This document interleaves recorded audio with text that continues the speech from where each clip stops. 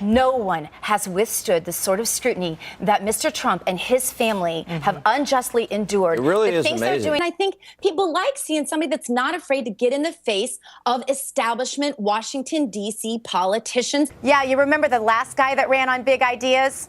Just think about that for a second. Ronald Reagan ran on big ideas. It's like it's the Winnie the Pooh GOP and McConnell is the Eeyore.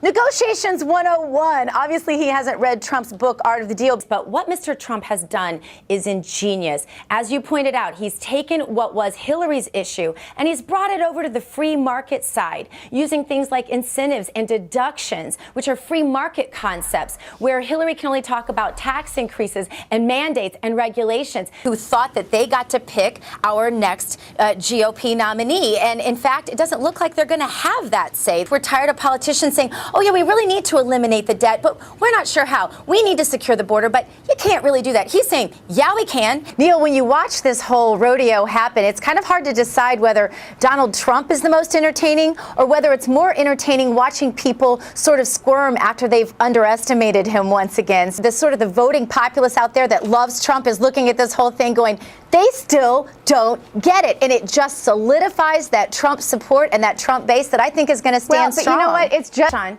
here's the thing. America has fallen in love with authenticity. This is the reason they've fallen in love with Donald Trump. Donald Trump, in one shot, is taking out not just the establishment Republicans, not just the establishment Democrats, but also the establishment media. And I also think that the American people realize that Donald Trump is not a career politician. This isn't what he's always done. And he's been pretty forthright saying, hey, you know, my life before this was something entirely different, but this is something I want to do for America. You know, when he's saying this is a rigged campaign, he's not just coming up with this, you know, pulling it out of his hat. This is the truth. This is confessed in the Podesta emails. It says there they colluded with the State Department, with the FBI, with multiple media outlets. This is not Mr. Trump calling this a rigged election. This is Hillary Clinton's own campaign.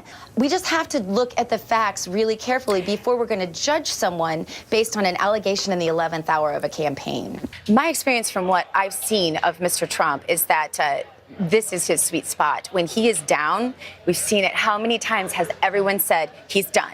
And when he's down, this is when he comes back. He blazes back. Tonight, we saw the quintessential difference between somebody who is really there speaking on behalf of the people and somebody who is really there as part of the establishment, who, Sean, you saw it on her face. She could not believe she was losing that debate.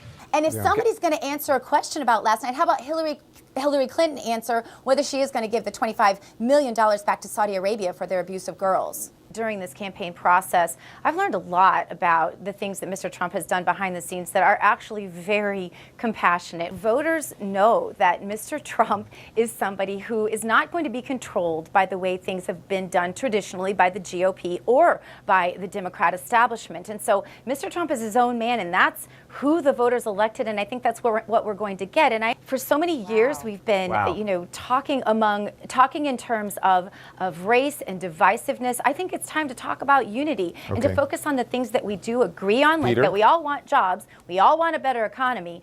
I'd like to be talking about those things instead.